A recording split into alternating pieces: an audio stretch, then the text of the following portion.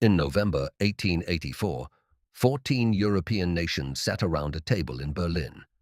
None of them had ever been to Africa. By the time they stood up, the entire continent had been divided between them. Not a single African was in the room. Before we talk about division, you need to understand what was being divided. Africa in 1800 was not an empty continent. It was home to hundreds of kingdoms and empires, many of them rich, sophisticated, and centuries old. The Mali Empire controlled trans-Saharan gold trade. The Kingdom of Congo had diplomatic relations with Portugal. Ethiopia had been a Christian empire since the 4th century.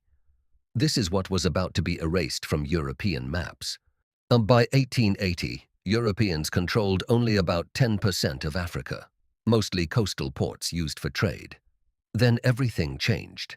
The discovery of diamonds and gold in southern Africa, the opening of the Suez Canal, and King Leopold II of Belgium, who sent an explorer into the Congo and claimed it as his personal property. This triggered a panic among European powers. If Belgium could grab the Congo, anyone could grab anything. The race was on. To avoid a war between themselves, the European powers called a conference. Berlin, November 1884. 14 nations attended. 0 Africans were invited. The rules they agreed on were breathtaking in their arrogance. Any European power could claim territory if they effectively occupied it. Borders would be drawn as straight lines, regardless of ethnic groups, languages, or kingdoms already there. In 3 months, they divided a continent. It would be wrong to tell this story as if Africa simply accepted what was happening. It didn't. The Zulu defeated the British at the Battle of Isandlwana, one of the worst British military defeats of the century. Ethiopia, under Emperor Menelik II, crushed an Italian invasion at the Battle of Adwa in 1896, the first major African victory against a European colonial power. Ethiopia was never fully colonized. Behind the lines on the map were human beings. The Congo under King Leopold II is one of history's most documented atrocities.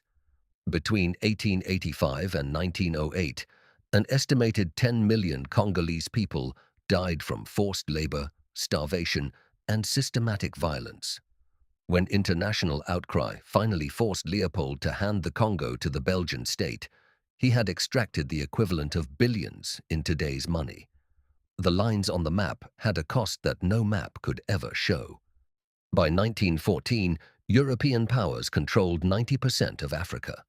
Only 2 territories remained fully independent: Ethiopia, which had defeated Italy on the battlefield, and Liberia, a republic founded by freed American slaves.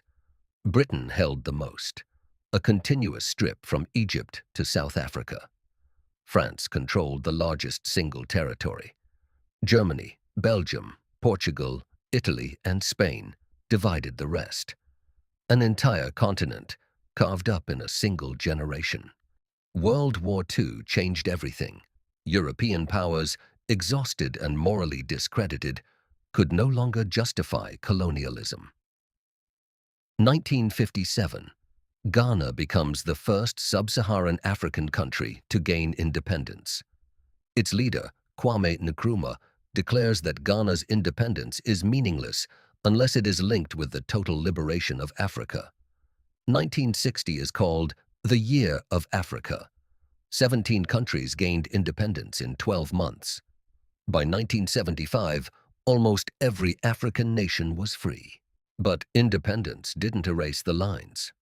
The borders drawn in Berlin in 1884, those straight lines that ignored every ethnic, linguistic, and cultural reality, remained. The new African nations inherited colonial borders. And those borders created tensions, civil wars, and conflicts that have lasted to this day. Straight lines drawn with a ruler in a Berlin conference room in 1884 are still shaping wars, migrations, and lives in 2024. Africa was divided in a room, but it was never truly conquered in spirit. From the warriors of Isandlwana to the leaders of 1960, The continent fought, resisted, and ultimately reclaimed itself. The map today still carries the scars of 1884, but it also carries the names of 54 independent nations, each of them proof that lines drawn by others don't define a people forever. Subscribe to Map Lore, because next week we're following every empire in history on one single map.